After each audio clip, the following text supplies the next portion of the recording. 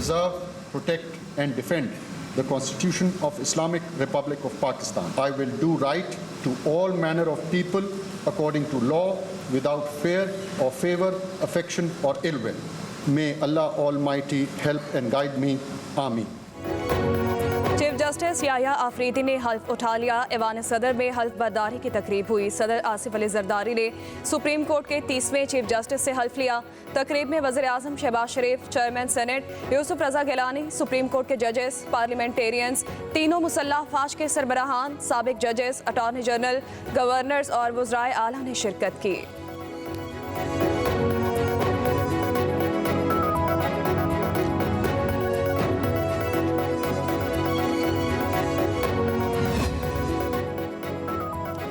Justice Yahya Afridi ने chief justice chamber संभाल लिया। चीफ जस्टिस याहिया आफरीदी ने प्रैक्टिस एंड प्रोसीजर कमेटी की तश्कील नौ कर दी। जस्टिस मंसूर अली शाह और जस्टिस मुनीब अख्तर कमेटी में शामिल। चीफ जस्टिस याहिया आफरीदी ने 28 अक्टूबर को फुल कोर्ट इजलास बुला लिया। चीफ जस्टिस के हलफ उठाने के बाद सुप्रीम कोर्ट की वेबसाइट भी अपडेट कर दी गई। काजी फाइज ईसा की जगह चीफ जस्टिस याहिया आफरीदी का नाम अपडेट किया गया है। सीनियर मोस्ट जज की जगह पर जस्टिस मंसूर अली शाह का नाम लिखा गया है।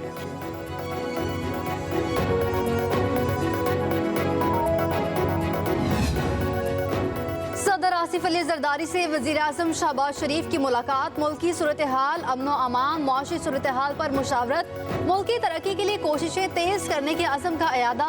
पाकिस्तान ने एससीओ कॉन्फ्रेंस के इनेकाद को भी खुशाइन करार दिया।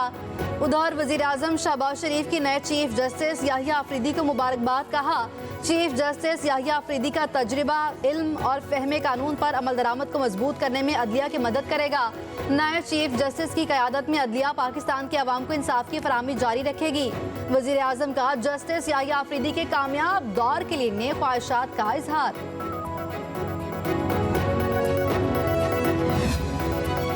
शमाली वज़ीरिस्तान में पुलिस चेक पोस्ट पर खुदकुश हमला, 4 एहलकार शहीद, मुतादिद जख्मी हो गए, अस्पताल मुंतकिल।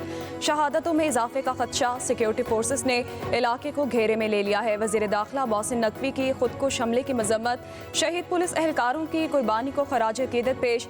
वज़ीर दाखिला का शहीद एहलकारों के लवाहिकीन से दिली हमदर्दी और ताज़ियत का इजहार। कहा खैबर पख्तूनख्वा पुलिस के बहादुर सपूतों ने अपने लहू से अमन की आबियारी की है। खैबर पख्तूनख्वा पुलिस के बहादुर जवानों की कुर्बानियों को हमेशा याद रखा जाएगा।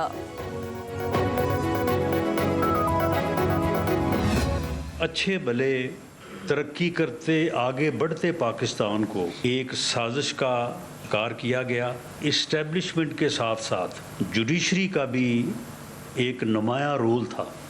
साकिब निसार साहब ने पाकिस्तान मुस्लिम लीग नून की हुकूमत को ख़त्म करने गैर कानूनी जो है वो किरदार अदा किया। इस्टेब्लिशमेंट और जुडिशरी ने मिल के जिसे मुल्क के ऊपर मुसल्लत किया, उससे पाकिस्तान अगले 3.5 साल में पाल्ट के किनारे पे आ गया। जो आइनी तरमीम हुई है उसकी वजह से पाकिस्तान को दोबारा उन चोर रस्तों से निशाना नहीं बनाया जाएगा जिनसे पहले बनाया जाता रहा। 26वीं आईनी तरमीम से चोर दरवाजे बंद हो गए। अब मुल्क में साजिशें और रेशा दवानियां जन्म ले सकेंगी। वज़ीर आज़म के मुशीर राना सना की न्यूज़ कॉन्फ्रेंस। बोले पाकिस्तान में मजबूत हुकूमतों को चोर दरवाजों से अदम इस्तेहकाम का शिकार किया गया। इस्टेब्लिशमेंट के साथ साथ अदलिया का भी नुमाया किरदार था। साबिक चीफ जस्टिस साकिब निसार ने नवाज शरीफ को निकालने के लिए गैर आईनी गैर कानूनी किरदार अदा किया। कहा मुअज़्ज़ज़ जज साहिबान बाहम दस्तो गिरेबान हैं, एक दूसरे को खतूत पर खतूत लिख रहे हैं। चीफ जस्टिस याहिया आफरीदी का इंतखाब मुनासिब है। पाकिस्तान जमहूरियत इंसानी हुकूक कानून की हुक्मरानी का पाबंद है। डिप्टी वज़ीर आज़म इसहाक डार का दौलत मुश्तरका सरबराहान इजलास से खिताब। बोले मजबूत आलमी माशी ढांचा चाहते हैं, तनाज़ात के हल के लिए दौलत मुश्तरका के किरदार को सराहते हैं।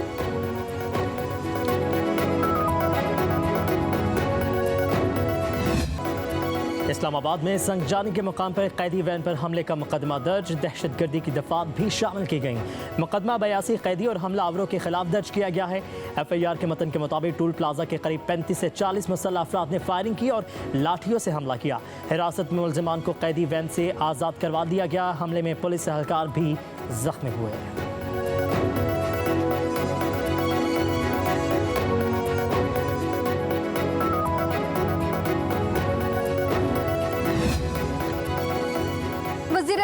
खैबर पख्तूनख्वा अली अमीन गंडापुर के वारंट गिरफ्तारी बरकरार। इस्लामाबाद के सीनियर सिविल जज मुबशर हसन चिश्ती ने हाजिर से इस्तिस्ना की दरख्वास्त मुस्तरद कर दी। SSP ऑपरेशन की वारंट गिरफ्तारी की तामील कराने का हुक्म। अदालत ने रिमार्क्स दिए, आइंदा समाअत तक वारंट गिरफ्तारी की तामील ना कराई गई तो SSP ऑपरेशन जाती हैसियत में अदालत पेश हो। केस की मजीद समाअत 2 नवंबर तक मुलतवी।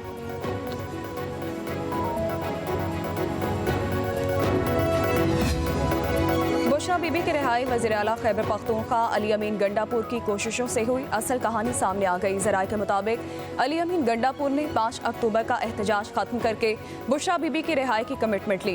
वज़ीर आला खैबर पख्तूनख्वा का एहतजाजी रैली को मोटरवे पर छोड़कर डी चौक पहुंचना डील का हिस्सा था। बुशरा बीबी की रिहाई के एवज अली अमीन गंडापुर ने 5 अक्टूबर का एहतजाज खत्म करने का ऐलान किया। SCO कॉन्फ्रेंस के मौका पर एहतजाज ना करना भी डील का हिस्सा था। रिहाई के बाद बुशरा बीबी की खैबर पख्तूनख्वा मुंतकली भी तयशुदा डील में शामिल। साबिक़ खातून अव्वल कुछ अरसा खैबर पख्तूनख्वा में ही क़याम करेंगी।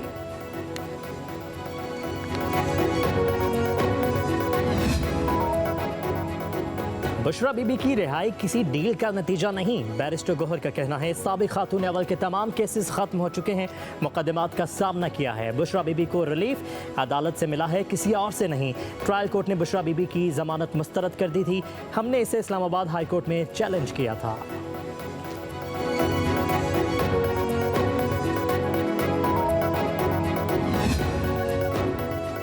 जेल में कैदियों से मुलाकातों पर पाबंदी खत्म। जेल जराये के मुताबिक तमाम कैदियों की मुलाकातें अब मामूल के मुताबिक होंगी। मुलाकातों पर पाबंदी 25 अक्टूबर को सिक्योरिटी वजूहात की बिना पर लगाई गई थी।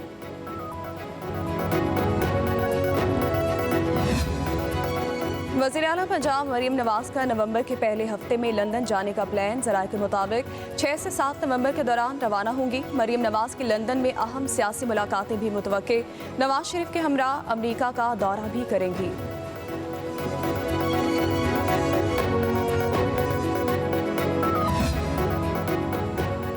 सिंध हाईकोर्ट ने MD कैट टेस्ट 4 हफ्तों में दोबारा लेने का हुक्म दे दिया। सिंध हाईकोर्ट में समाअत के दौरान रिपोर्ट अदालत में पेश की गई। कमेटी चेयरपर्सन ने बताया तहकीकात में इम्तिहानी निज़ाम में खामियां पाई गई हैं। जिम्मेदारान में 40-42 अफराद शामिल रहे। अदालत ने कहा कि मैकेनिज्म कॉम्प्रोमाइज़ हुआ है, मतलब कि पर्चा लीक हुआ। जस्टिस सलाहुद्दीन ने कहा किसी का हक ना मारा जाए, कौन मुजरिम है, किसको सजा देनी है वो हुकूमत जाने और FIA। अदालत ने MD कैट टेस्ट में मुबैना बेज़ाब्तियों के खिलाफ दरखास्तों पर मुख्तसर फैसला सुनाते हुए टेस्ट 1 माह में दोबारा लेने का हुक्म दे दिया।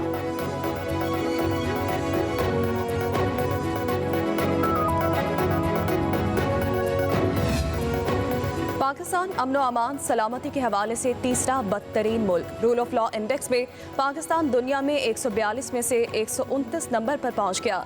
वर्ल्ड जस्टिस प्रोजेक्ट के इंडेक्स के मुताबिक पाकिस्तान में कानून की हुक्मरानी में 2023 के मुकाबले में बेहतरी आई है।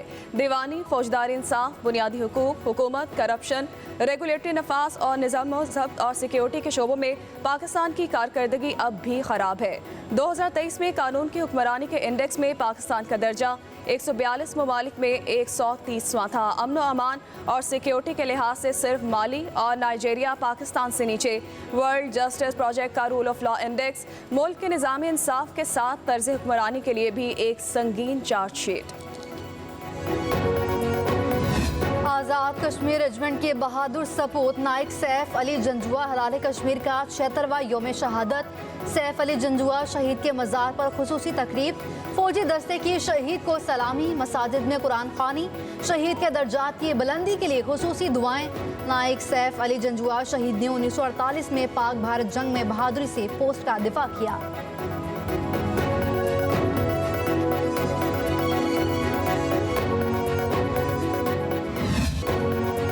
दुनिया के आलूदा तरीन शहरों में तीसरे नंबर पर। शहर का एयर क्वालिटी इंडेक्स 207 तक पहुंच गया। फिजाई आलूदगी से सांस और आंखों की बीमारी में इजाफे का खदशा। तिब्बी माहिरीन का शहरियों को मास्क के इस्तेमाल करने का मशवरा। फिजाई आलूदगी में बीजिंग पहले और नई दिल्ली दूसरे नंबर पर।